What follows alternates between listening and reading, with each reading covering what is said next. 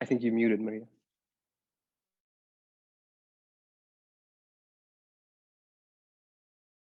There we go. Sorry about that. You can hear me now, I gather. Perfect. Thanks so much for the very kind introduction, Fabian. It's a pleasure to be here giving a talk at the Simulation-Based Science Community Center at University of Amsterdam.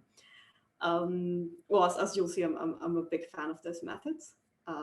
So without further, I'll get to the talk. So I'm going to talk about occupational mobility and automation, and in particular, a data-driven network model, which is simulation-based. And, I'd like to start by asking you to picture, occupational mobility is a bit like choosing a career. So imagine a high school student asks you about career advice, and they say they either want to become a statistical assistant or an electrician. You do some research and you find out that statistical assistants are very likely to be automated, while electricians are not. Based on this information, you might be thinking, well, I should recommend this student to become a electrician, right? That way they won't have to worry about automation and being displaced. Well, this work is really about why that would be the wrong answer. And it would be the wrong answer because we'll be focusing on one single number instead of acknowledging the complexity of the problem. And the problem, we believe, looks a bit more like this. So here's a network where nodes are occupations and edges denote job transitions. We color-coded in blue those that are unlikely to be automated, according to Frey and Osborne, and in red, those that are likely to be automated. So if you look at electricians at the bottom, they're not directly threatened by automation, but they're surrounded by red occupations, meaning that if they are displaced, they might seek for a job as an electrician. On the other hand, statistical assistants are likely to be automated, but they're surrounded by blue occupations, meaning that, well, maybe if they are displaced, they still have other career options, other occupations they can transition into. Okay, so that's sort of the broad picture, but let's talk a bit about, what's automation and what's the labor market. The first thing is automation is not new. It's been happening for a long time. In the 18th century, 80% of the labor force was in the agricultural sector. Then came, the rise of manufacturing, the Industrial Revolution, and it switched. And today, 80% of the labor force is focused on services, right? So it's not something completely new. It's also not something that only destroys jobs, but also creates new ones. So it creates jobs in new occupations. There's an increase in demand for some occupations. Some occupations might disappear, other might emerge. In this work, we're not going to model the destruction and creation of occupations. That's a very interesting topic, but it's out of the scope of this work. But we're going to model a labor reallocation, so more like things changing from industrial to services smoothly, and just a decrease in demand for some occupations and an increase in demand for other occupations. And something we're going to focus a lot here is the model is made to get an external shock, right? So there's a reallocation of labor demand, and this can come from, automation, new technologies, but it can also come from things like the COVID-19 pandemic, where we saw that there was a rise for demand for some occupations and a decrease in others. It could come from a green transition. So there's many things to do that. And the way we're going to do it is with what we'll call the target demand. Demand in this sense is the number of employed workers in an occupation plus the number of job vacancies, right? And in a way, what happens is that those occupations that are likely to be automated will decrease their demand, and those that are unlikely to be automated will increase their demand. So for example, here we have 180 workers, and after the reallocation shock, we'll have a demand for 40 workers here and a demand for 140 here. So the total number of jobs remain fixed, but we still have this driving automation force. Okay, so given that background, I'm going to talk a bit more about the model in itself. So we have a system of n occupations.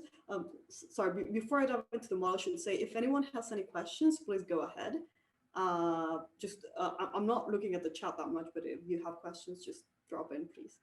But yeah, sorry. So we have the system, right? We have n occupations, And each occupation has attached to it the number of employed workers, uh, the job vacancies, and the unemployed workers.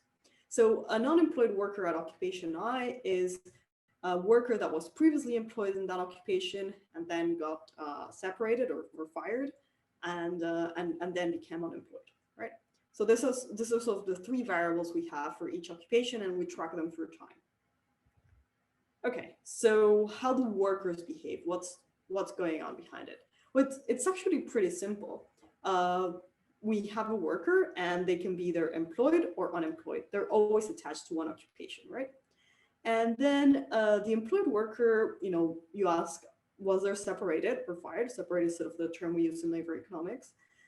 You say no, well, just keep your job for the next time step. Yes, well, you just end unemployed. Now, if one person is unemployed, you'll ask, do you submit a job application at the previous time step? Yes. Well, was it successful? Yes. Well, you either remain in the same occupation if you applied for there, or you switch occupations, right? And this is where we'll have the occupational mobility. Now, if that application was unsuccessful, then you should submit another application. And workers can only apply to job vacancies that are neighboring in this network of occupational mobility, right? So you can't have a taxi driver apply for becoming a medical doctor, but you can have a taxi driver apply to be a bus driver, for example. And yes, and this is otherwise we end unemployed, and this repeats time step by time step. So it's actually very simple, but it's as simple as an agent-based model can be, perhaps, for the labor market. Okay, and then we go to the vacancies. So a vacancy starts being open. You ask, did they receive job applications? Yes, just choose one at random. I know this is a bit unrealistic, but for some people in the labor market struggling to get a job, this might not seem that unrealistic according to the struggles I hear. And then you choose one at random and you close the vacancy. If there are no applicants, you end the time step open, and next time step, you'll hope for more applications. Okay, so how does worker separations and job openings happen? Well, we think there's part of the labor market that's just a bit random, right? So there's always some chance someone gets fired, and chance that, oh, you got a grant, you're going to hire a postdoc, right? So we have this delta U and delta V, which are probabilities that a worker gets fired or that a vacancy opens. This is more like a Poisson process, quite random. But then we have a labor demand reallocation that's state dependent, right? So state dependent means it depends on the current state of the economy. If there's a crisis, then you'll fire more workers. If you're in a boom, then you'll hire more workers. If you're in the COVID-19 pandemic, you will try and find delivery guys, and maybe you'll have to lay off some cooks, for example, or some waitresses. Okay, so here you have additional workers that are separated and opened, and it happens according to this target demand, right? So remember, the target demand is that variable that models the external economy and tells us where do we want to reallocate labor, and that happens at a rate gamma. So if you mix these two processes, you can get some equations to describe the system. So here you have the employment at time of occupation I at time t plus 1 is the number of employed workers that there were before minus the separated workers. So the separated workers is, in part this random process. But if you didn't happen to get fired at random, there's still some chance that you get fired according to this reallocation process. So here the demand is employment plus vacancy. So here you see that if the current demand is higher than the target demand, there's an extra probability of firing a worker. Now, if you go to the vacancies, you see it's the other way around. If your current demand is lower than the actual demand, then there's a probability you'll open a vacancy. So we have this adjustment towards the labor market. And well, for the unemployed is similar. You have a probability of getting fired, not. Okay, so that comes to separating and firing workers, but the good thing about the labor market is that you also get to apply to new jobs. So then we have the job matching, right? So this is in labor economics, it's known as search and matching. It was pioneered by Diamond, Montesano, and Pissardes. And what you see, well, and what you have is workers are unemployed, they put their job applications and then vacancies there, they want someone. But there's some friction in this labor market, right? And this comes in the sense, well, yeah, there were the COVID-19 pandemic also, had a lot of there were increase in demand for deliveries. There was increase in demand for grocery stores, but there was decrease in others, right? And you can't have a taxi driver become a medical doctor from day to night. So we're going to restrict that workers can only apply to job openings that are in nearby occupations.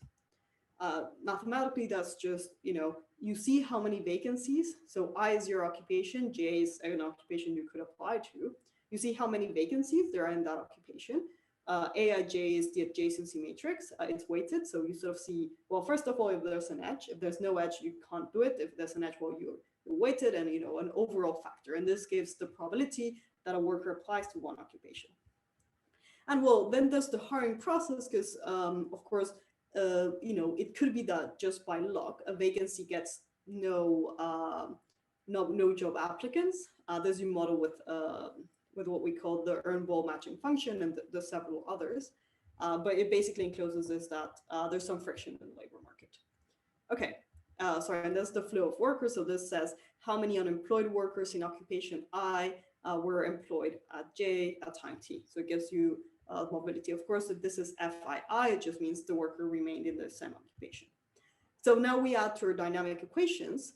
You can have this term that says, the workers that were hired. On the unemployed, you subtract the one that transitions, and vacancy is the one that were hired because, a vacancy closes once you get a worker.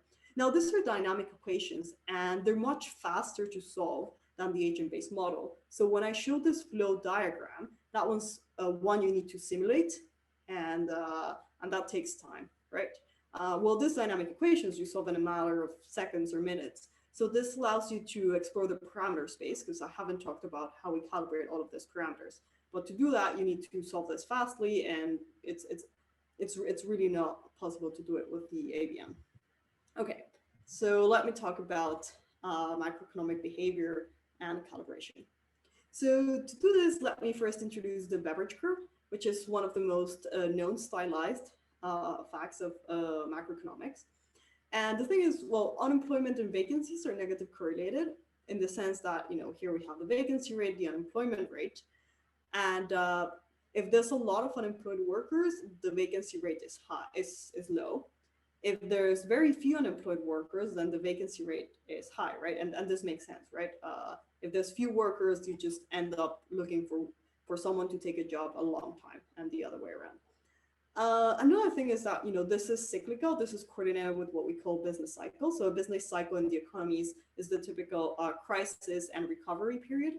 We call them booms and busts.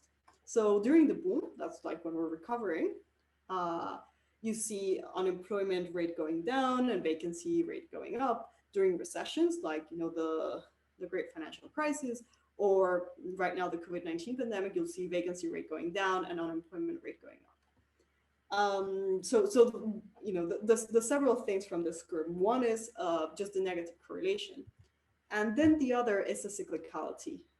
It turns out that if you look at all the business cycles that have happened, this curve always cycles counterclockwise.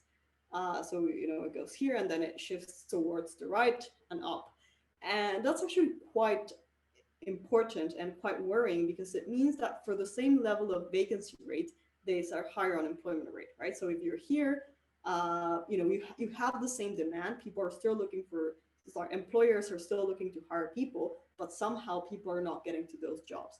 And it means that during the recovery, it's harder. This is sometimes known as the jobless recovery. So even though you have an increase in demand for workers, workers are not getting there. But when it comes to calibrating, we use this curve and we match the aggregate level. So basically what we do is we do a parameter exploration when we fit, and our fit is just the area enclosed by the curve. So we try and find the parameters that, we simulate a business cycle, and that, the area enclosed is maximal. But something really interesting is we just talked about the area enclosed. We didn't put any restriction on the cycling direction. but automatically by the best fit was given by a curve that repeated this counterclockwise cyclicality. I'm not going to dive into that, and we're still actually, it's still quite unexplained. There's many theories behind this, but I want to highlight that. But the overall takeaway of this of this slides is we calibrated at the macro level. We're now looking forward to calibrating it at the micro level, where if we have the data, it's going to be a lot better. But for a first attempt, the best thing we could do is just calibrate at the macro level. Okay. But now I should, answer the question at hand, which is the impact of automation on employment. So, what happened at the aggregate level? Well, I'm doing the Freire-Nosmer shock, which is they calculated the automation probabilities at some point. So what we see here is the target labor demand. So childcare workers are unlikely to be automated, so they increase their demand. Farmer CADs are likely to be automated, so they decrease their target labor demand. And we compare the model, what happens with the occupational mobility network and the complete network. So assume a fully connected network. And of course, we see a difference, right? And the occupational mobility networks has some frictions. And the complete network is where you have like a taxi driver could become a medical doctor. So we see a difference both at the steady state, there's a difference in the unemployment rate, but also during the peak of when you implement the automation shock.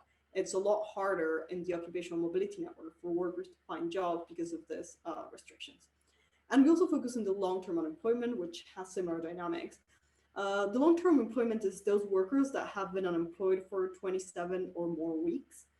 And it's important because it turns out that that's where you have skill depletion. Once a worker has been unemployed for a considerable amount of time, they're each time less likely to get a job. So it's quite worrying. Okay, but this was all about the occupational level outcome. So we measure the impact of automation on employment at the occupational level by looking at how much the unemployment rate for an occupation, the percentage change during the period of automation.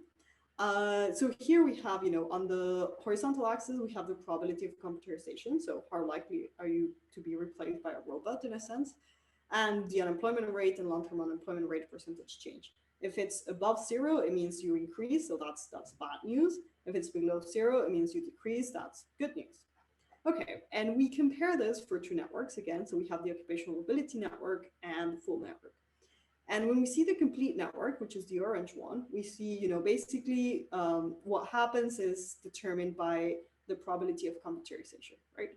It's just a function of that. But when you include the occupational mobility network, you see that, occupations that have similar probability of automation have different outcome, especially for the long-term unemployment. And this is only explained by the network effects.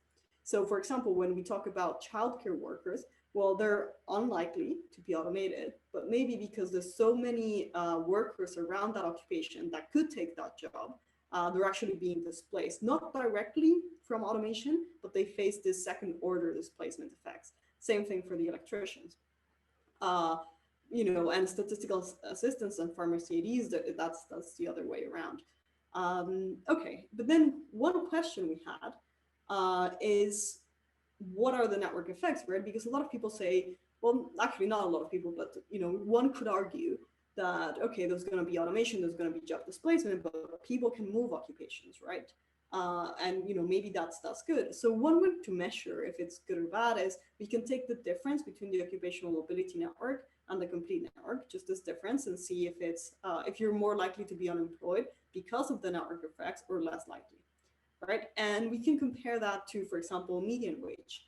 And what we see is that if you have a lower wage, you're more like, the network effects are positive in the sense that you're more likely to be unemployed thanks to the network effects. So this is quite worrying because it sort of means, the network effects are not helping the occupations that have a low wage. In fact, if anything, the network effects, they're negative, which is when it's good, when it's reducing the unemployment rate.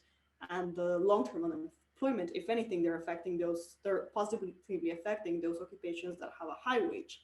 So this is worrying. Now, I have to say this depends a lot on the shock one assumes.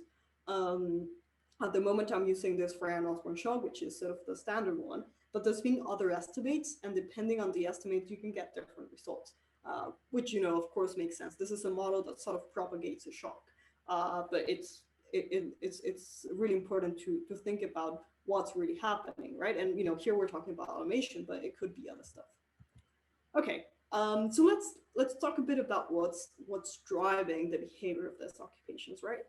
So when we look at sales representatives, they're likely to be automated, and during the automation shock, they're increased, their unemployment rate, and then decrease. So pretty much what you'd expect. By the way, here you see the squiggly lines; those are the simulations. The sort of solid green green line, which I see here was a poor choice of color, but you'll see that that's the average, the expected value, and the dashed black line is the dynamic equation. So here it's sort of I mean, I didn't say it, but the approximations we use work quite well, which is good, right? Because we did all the calibration using what would be the dashed black line. So that's just it's a good result. But okay, here we're interested in the behavior of occupations. Sorry, Maria, it seems like there's a question in the chat from Vitor.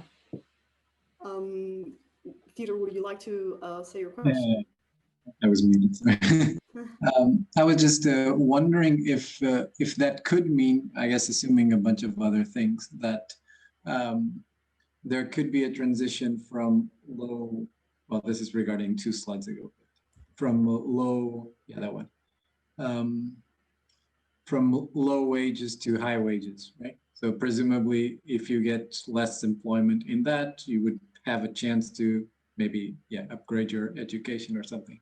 And given that there's more vacancies on the other side, you would see kind of a block movement from one side to the other.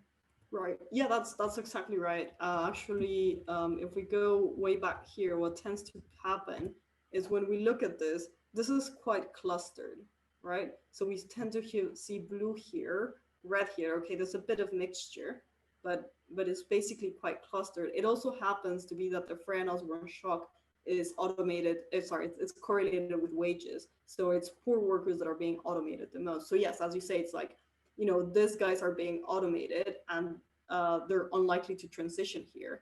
Of course, then the question comes, and I'll talk a bit about that later, retraining, right? If you could have these guys go to the higher wage occupations, that'd be easier. But it's also, well, if people in low wage occupations could transition to high wage occupations, you probably wouldn't have that difference in the beginning, right? But since you now have the jobs, that makes it easier, right? So there's like some weird balances, right? Some delicate balances, I think, right? Yes. So it's a bit of talking about retraining and talking about like another big question is where will the new jobs be, right? Because if you're able to predict that, you're able to just update the whole curriculum, and then you don't have this problem. Another assumption here is that the labor force is fixed, right? So we don't assume retirement and newcomers, but in principle, one can assume that those that retire have sort of like old skills, and the new ones are a bit more. That's but yeah, it's a great point. Thank you. Okay, sorry. Gonna go. Sorry. Okay, so judges. Judges are unlikely to be automated. So remember here we assume the labor reallocation. So if you're unlikely to be automated, it means there's more jobs there. And you see what you expect. Unemployment rate goes down, and then it sort of it actually goes a bit up because you have sort of more workers around here. But yeah, this is sort of what you expect. Now, when we talk about electricians, they're unlikely to be automated. So you expect, oh yeah, their unemployment rate is going to go down. Well, yeah, sort of at the beginning. But then it starts going up, right? And you're like, well, why? They all of a sudden there's more demand for electricians. Well, maybe here it is when a lot of other people start applying for their jobs, right? And the whole purpose of this paper and model is to emphasize, it's not only about the automation probability, it's about the whole labor market, it's about the complexity of people transitioning, right? So here you have the second order displacement, which is not necessarily by technology, but probably by other workers in the labor market that are applying. And actually, this is a bit more amplified for the long-term unemployment. Okay, so let's talk a bit about the network structure and how does this play a role, and talk about retraining, right? So, you know, as we were just talking, like, well, this network seems quite clustered, but what if we just add some edges there? And you can either do them by random or maybe training the susceptible. It turns out that, and you know, this was a very, you know, quick exploration. We just added some 8 edges, but it does seem to have an effect. It decreases the unemployment rate, and particularly the long-term unemployment, which is what usually policymakers are more worried about, because, you know, unemployment rate, you know, it's not nice to be unemployed, but maybe, you know, you can do it for a while, but, you know, more than 27 weeks, it's just, it's really hard.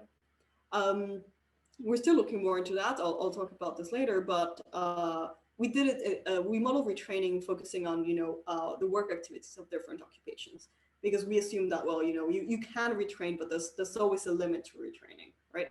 But, you know, just on a first exploration, this shows that retraining can have a positive effect. And, you know, when we look at the occupation level, here is, you know, what it was before retraining, the unemployment and long-term unemployment in the occupational mobility network, and what it is once you have retraining, and you see that's particularly for long-term unemployment, you see this decrease quite a bit. So, you know, retraining, which we hear modeled by adding edges, helps quite a bit. Okay, so I've sort of given this overview of the model and how it works, but I'd like to talk about a bit more about, you know, what should we do in the future. So one thing is just we want to improve the model. We want to have wage dynamics, right? So at the model, at the moment we're assuming like, oh well, you know, unemployment increases, but perhaps what really happens is wages go down, right? Which is a bit even worse, right? Now, you know, there could also be the fact that people would prefer to apply to occupations with high wage. So perhaps that would be an incentive to what we're discussing, right? Like, well, maybe that's an incentive for low wage to go to higher wage, and that can help unemployment somehow. We also have a model job-to-job transitions. That's it. When I introduce the model, it's only unemployed workers that apply. Job-to-job transitions are important because they tend to be cyclical.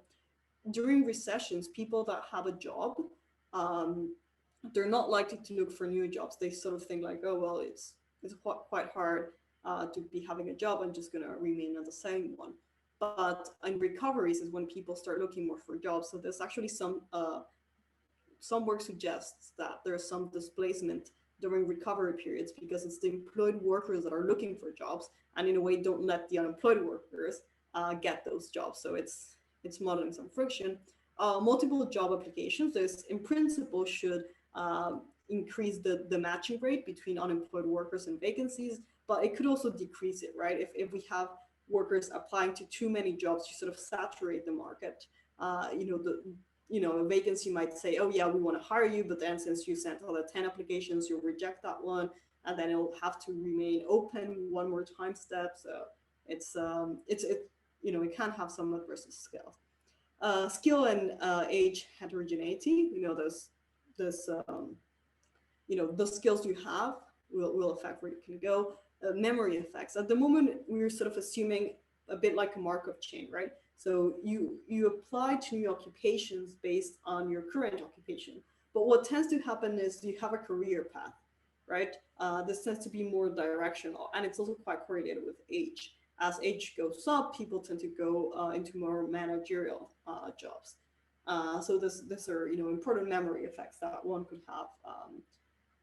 Some companies have CV data, and that might allow us to do this. And you find great data for calibration. As we said, we were sort of calibrated at the macro level we just don't have data at the micro at the moment.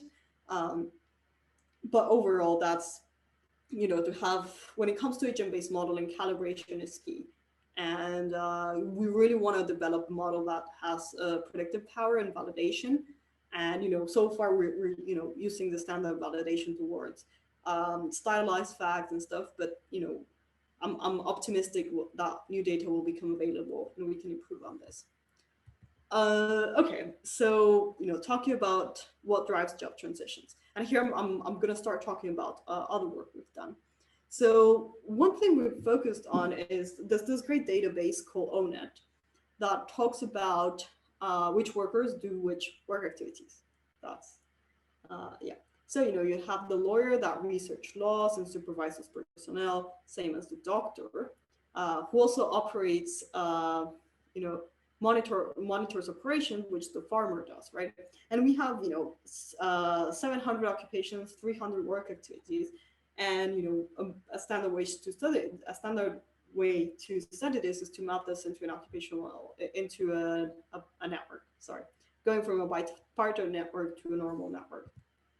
And that's what we do in some work with Penny, where we have different occupations. And, here edges denote similarity, and similarity is measured by the work activities they shared, pondered by some scarcity factor. And, it's quite related. So here it's the job space, what we call this network. And it's color coded by community detection. But it's also actually very related to the classification system. So on the bottom, we have occupations that's related to installation, construction, production. But, we also have things like healthcare here, or life and physical science. We have the lawyers here, et cetera, et cetera. So it's quite clustered.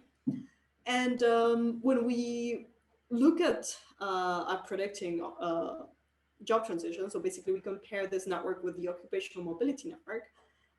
Well, the R-score is not very high, it's about 0.09, but we compare it to what's, sort of the benchmark, which this ONET career changers matrix, where they sort of suggest which occupations you could transition into, and we do a lot better. And, of course, it's, it would be too simplistic to assume that this would explain everything, because, occupational mobility includes a lot of things from the external economy. It includes like crisis, booms and busts. It also means it's also quite directional. So, even though a sort of, a statistician could do what the statistical assistant does. So, the similarity is symmetric, while job transitions tend to be asymmetric. Nevertheless, this is a good starting point to see what drives job transitions. The reason behind this is, well, if we understand what drives these job transitions, we might be better able to help workers to transition into occupations of growing demand. Okay, so that's sort of one puzzle we're still hoping to crack. The other one is talking about COVID, of course. So on the recent work, we sort of estimated, we tried to predict the labor shock of COVID. We focused on remote work. So how are you able, if you're able to do your work at home, and also on essentialness, right? So for example, nurses can definitely not do their work at home, but they're considered an essential job. So they can't do their work. And actually, there might be an increase in demand for some of these sectors. Though actually the healthcare sector was quite tricky during this pandemic. But here in a sense, we said they would have a positive labor shock, right? So there would be more demand for these workers. But there will be a decrease in demand, for example, for waitress and cooks and dishwashers, right? Occupations that are not considered essential, but and also cannot be done remotely. Now, an interesting thing is that when you compare this with wage, it's striking to see that basically the only high wage occupation that would have a strong negative shocks would be airline pilots. All of the others, mostly because they can either work remotely or they're considered an essential occupation, or they are in essential industries, they won't have a strong shock. It was also quite staggering to see that when you check what's exposure to infection, which it's also data from ONET, you see that, well, even though some low wage occupations don't have a strong labor shock, they tend to be red or yellow, janitors and cleaners. So in a way, even if they're not being directly threatened by, losing their job, they're being threatened by the virus. So it's a bit, yeah, it sort of says we need to do something. But so, this is a shock, and this is something we could study in the model, see if we can do some job transitions and help them. because overall we're in this transition period, right? And one of the best things about the simulation-based approach is that we can do transition periods. We're not focusing on equilibrium. We're not assuming a steady state. We have the power to just do computer simulations and assume how a transition period would look like, and how perhaps you could do this transition period a bit more smoothly. So then, of course, I focused this talk on the labor market, but the economy is a lot more complex. In fact, COVID was the one that showed us that. And I mean, I didn't go into the detail, but the way we computed the shocks and occupations was by focusing a bit also on industry. So we focused on the work activities of occupations, but also whether the industry was considered essential or not. Because what happens with COVID is the shock comes sort of both ways. It depends on the nature of the work of the worker, but it also depends on what industry they work in, right? So you can be perhaps an IT manager, and if you work in some manufacturing that's not considered essential, well, you're not allowed to go to work. But if you work for the government, perhaps you're allowed to go to work. And when we look at the complex economy, then we also have to look at supply chain. So here we'll have industries such as agriculture and fishing, manufacturing, and then more services, et cetera, right? And this is the input-output model. So on some work we've done, we've looked at how the systems are, in a way coupled, or started looking at that. Here we have, the occupational mobility network. So in a sense, when you look at how this looks in a complex economy, you have the input-output network, which is this one. You have the labor market, which is sort of this network, and you have interaction. Now, this interaction is a lot more complex, right? We have things like climate. At the moment, we have the epidemics, which we're doing some work at that recently. And things. Another thing I'm particularly interested in is opinion dynamics, right? This. Well, I mean, for example, the Reddit was a good example of how opinion dynamics can really affect the economy. So yeah, so when it comes to future work, this is something we'd really like to understand and start. I think this mathematical approaches can help us a lot. They actually help us to do this simplifications of the model where we can calibrate. But overall, I think simulation-based approach is going to be key for understanding the complex economy. Okay, so I think with that, I'll leave it there. So, the final remarks are the network structure plays an important role. If we neglect it, we would, misjudge the impact of automation on some occupations. There is scope for retraining. Our work seems to suggest that retraining can actually help. And, when it comes to the economy, it's quite complex. And there's a lot of work to do, and I look forward to hearing your suggestions and everything. I'd like to thank you for attending this talk. If you have any questions, please don't hesitate to contact me. It's almost been a year of this pandemic, so I'm just hoping everyone's doing okay. I'm sending you all a remote hug, and I'll leave you with some reference. Thank you.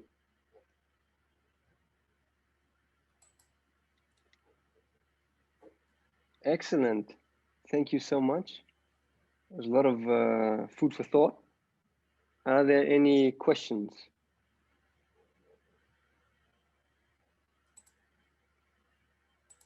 Okay, Javier, I think, go ahead. Well, thank you so much, Maria, for this talk. It was super impressive and super good. I have a question about inequality, and you mentioned quite a bit that low-wage workers are basically fucked in the future. So I was wondering if you try to actually predict this a little more, try to see how it's going to evolve in the future. And also the second question is, I think you assume a fixed number of jobs in your simulations. I was wondering if you assume that the number of jobs is going to be reduced, if this would increase the network effects or not. Yes, so thank you for the comments and question, Javier. So yeah, so I'll answer the second question, which is a bit easier, about what happens when we assume jobs decrease or increase, and you assume sort of the result is sort of what you expect. If you increase if you decrease the total number of jobs, you increase unemployment. If you increase the total number of jobs, you decrease unemployment. When it comes to network effects, I actually haven't looked at it. It would be interesting. I'm tempted to say network. It really depends on how much you just tune the shock. If you put it all the way to infinity, then you really won't have much network effects because you just fired everyone instantly. But I'm not sure. I think there might be a sweet point where you see the maximum network effect getting there. The second question, which is a lot harder about predicting, I'm gonna try not be pessimistic. I think, I'm not the first one to say that COVID is gonna increase inequality, that automation is gonna go that way. But I think it also gives an opportunity to, one, for example, decrease working hours, focus a lot more on welfare, and the other to do jobs that are more interesting. And then there's also this debate about automation between labor augmenting and labor replacing. So for example, consider teachers. We could, now we're streaming things online, so why don't we pay just 100 professors to give all the curriculum in network theory? That's it, and fire everyone else. Okay, yeah, that would be harsh. But then we also have the other option, which is making it customizable. So we have one teacher per student, or one teacher per 5 students. So instead of making it labor replacing, you're making it augmenting, and you're allowing, augmenting in the sense that you have a lot more platforms, and you allow for a lot more interdisciplinarity and allow for a more, a better service. You can think of that with personal trainers, right? Right now you go to YouTube, you see some gym stuff and you can do that and you don't need to hire a personal trainer. But if you do, you get this customization. So I think with the right policies, we might be able to motivate on that. There's also a talk about, taxing capital, right? Because at the moment, since we tax work and not sometimes always capital, they were motivating firms to automate more. So I think, there's some area of opportunity where we can work. And there's, throughout time, technology has increased our well-being. So I think that's something that's good to remember always. Thank you. Any other questions?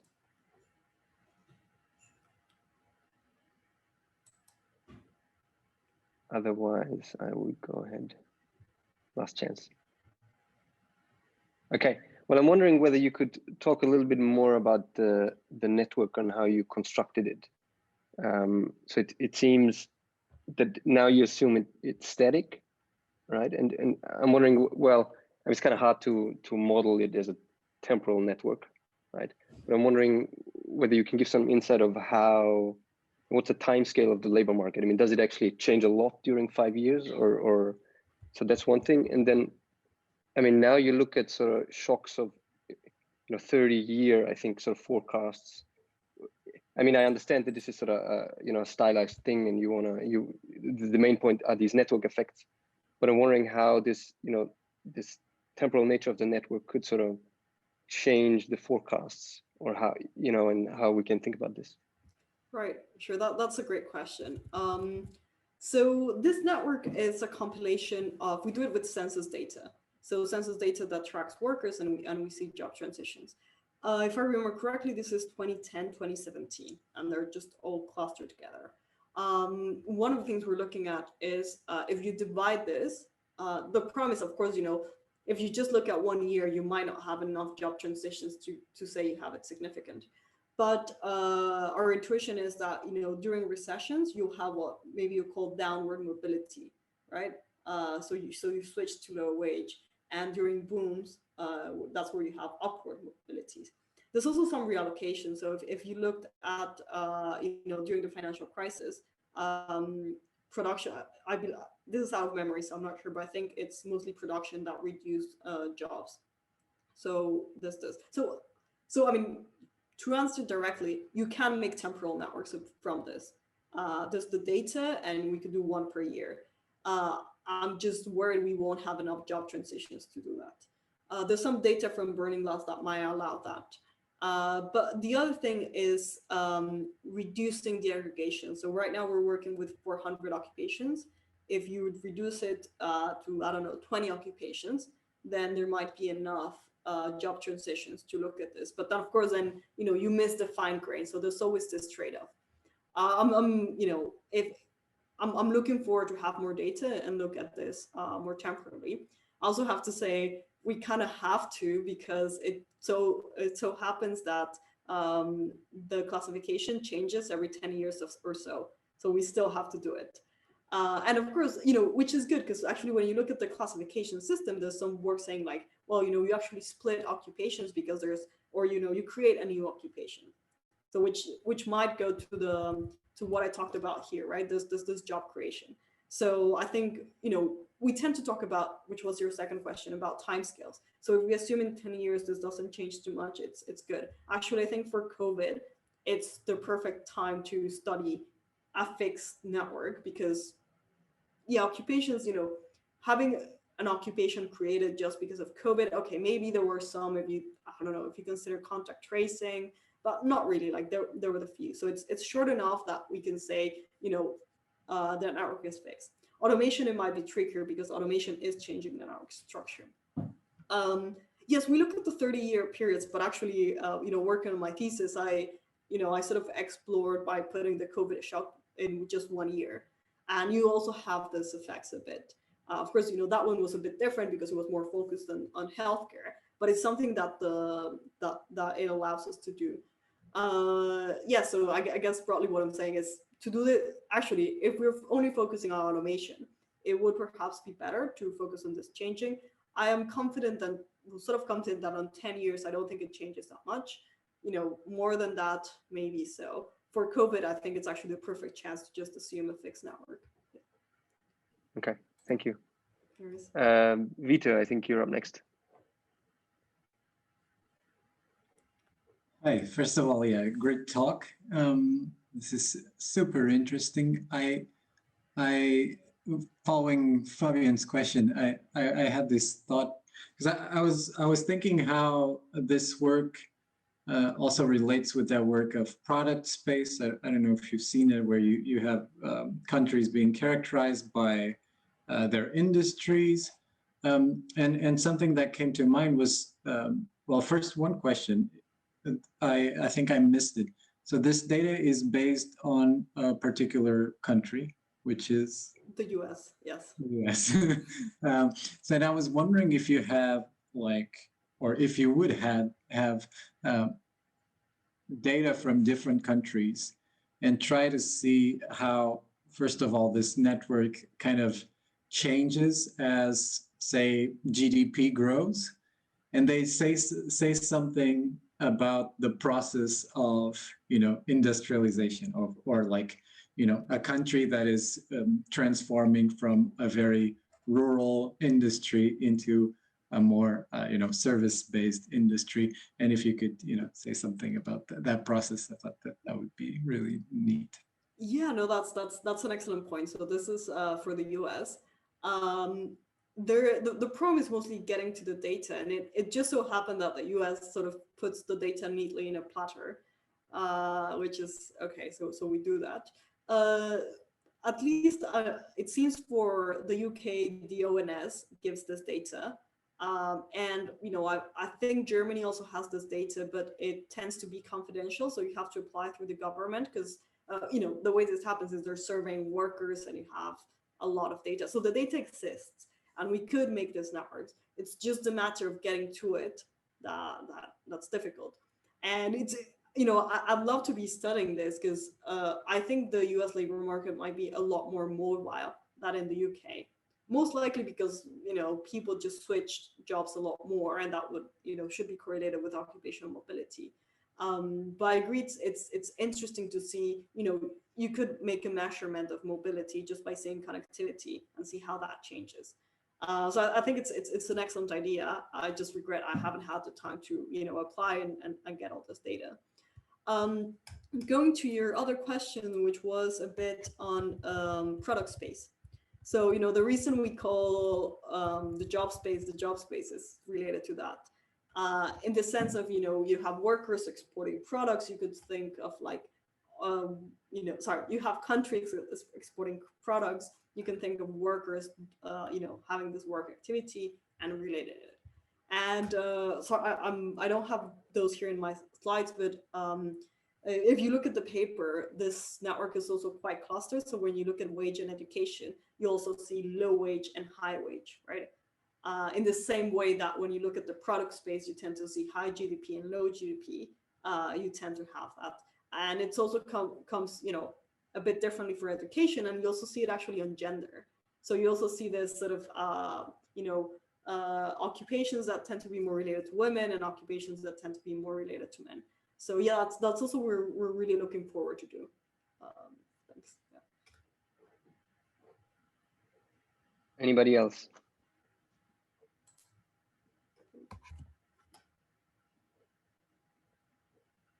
Otherwise, I will go again. 1, 2, 3. Okay. So this is, I think, more of a clarification question. So how in the automation, how is the shock actually implemented? I mean, do you change the target demand proportional to the probability of automation, or? Yes, basically we do it for the target demand.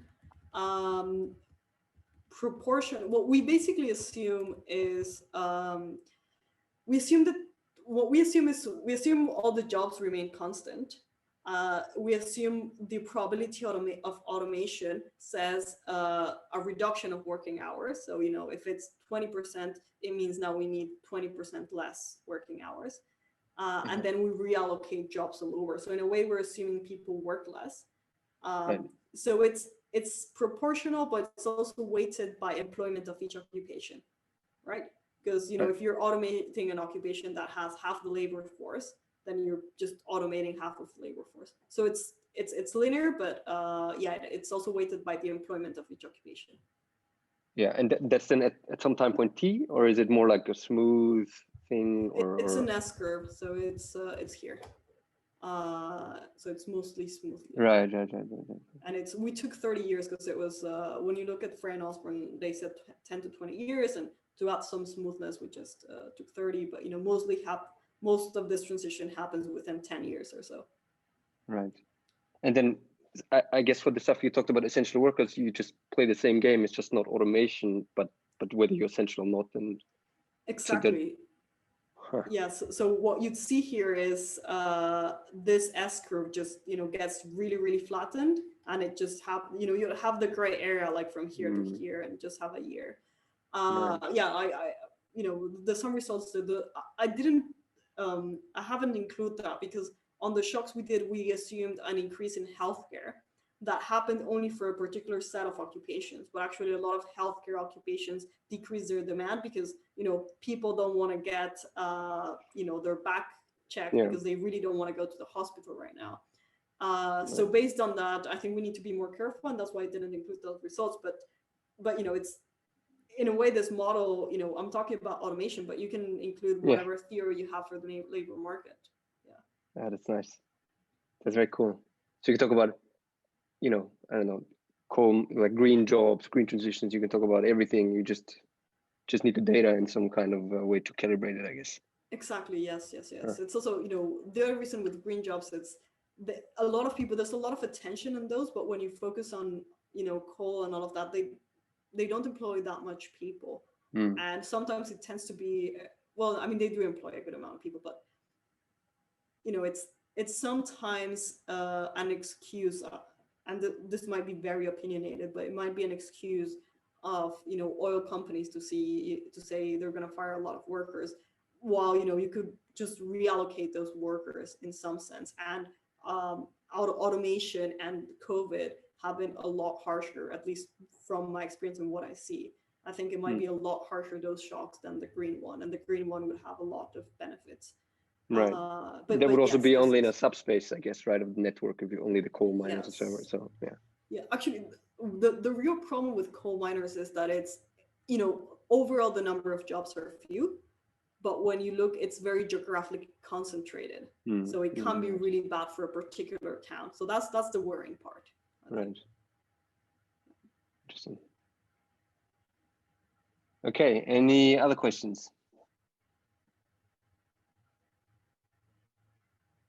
Otherwise, I would have a last one. Anybody?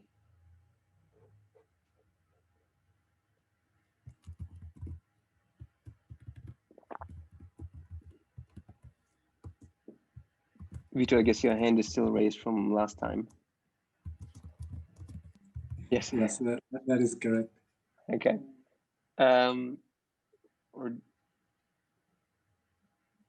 yeah. I guess I could just ask again the same question in the sense that you don't have to if you don't want to. No. I mean, it's still in my mind, and maybe I didn't I wasn't very clear. But let me unraise my hand just so that because you were talking about because you were saying that the data you have is for the U.S. and the countries that you said that there might be other data. They were all kind of these weird countries, right? The wealthy. In the Western countries, right? Do you know if there is some data in developing countries? Because I was thinking of the shock of development, you know. Right. So I thought that would be Yeah, it's also a question I've been having. I'm hoping. So I'm originally from Mexico. I'm hoping I might be able to get some data from there. But I'm not entirely sure. It's honestly, I think it's most of the time it's about this data tends to be confidential, so you need to know who to ask. And you know, not that it's anything really important. It's just getting the right permission. Yeah. But you know, when it comes to census data, sometimes the difficulty is that the data is for industries, not for occupations. So you have it says this worker works in this industry. Still, that might still be useful. You could have a industry occupational mobility in a way, and that can still allow us to understand this. And you know, when we talk about development, industries are quite important, as you know, right? So it comes to either manufacturing or services. What it comes, it's important. So yeah, no, it's you know, this is something I'd really like to work on. So if you have any insights, maybe I'll get some from Mexico, but yeah, at some point you also you have a limited amount of hands, so of course, yeah. Okay, so then one more thing I couldn't help but notice when I saw the paper that is not published in an economics journal. I'm wondering, well, is there a reason for that, or it seems very economics to me? Yeah, well, I'm glad you see it as economics. So one of the reasons is mostly I focus on interdisciplinary research, and I wasn't sure I wanted to dive into an economics journal straight away. The second reason is it has a lot of economics, but it's not standard economics. The standard economics would be an equilibrium approach, perhaps multiple equilibrium, where you assume a shock hits, workers are rational meaning they optimize utility functions. So they decide perhaps, you know, where to move, what jobs to take. And also firms are rational. So they decide if they post vacancies or not. But it's all based on equations, and you solve one equilibrium and you assume this optimality, which is, you know, it's an approach that has made us learn a lot about the economy. But in my opinion, looking at equilibrium points is not looking at transition periods. So that might also tell us, you know, this is the optimal now, and in 30 years we'll have that optimal. But what happens in between, I think it's very important. And you know, when it comes to the COVID-19 pandemic, it happens what, you know, you usually assume there's an external shock to the economy. There should be a new equilibrium, but it's been almost a year and I don't see the new equilibrium. I still see a transition period. So that's why we wanted to do the simulation-based approach, right? When it's focusing on transition periods. This also meant we might have had some pushback from economics journals. So, you know, we just thought, well, we like interdisciplinarity, and that's where we wanted to put it. Yeah. Okay. Yeah, it's good. I mean, I guess it seems it's time that slowly economics is changing, and yeah, no, cool stuff. Yeah, excellent. So if there are no other questions, because also past 5, I would leave it at that. Again, thank you so much, Maria, for this really excellent, insightful, wide-ranging talk. I had a lot of fun. Yeah, take care. Perfect. Thank you very much. And thank you everyone for coming. Bye-bye. Bye. Thank you, Maria. Bye, Thanks, guys. Maria. Thank you. See ya.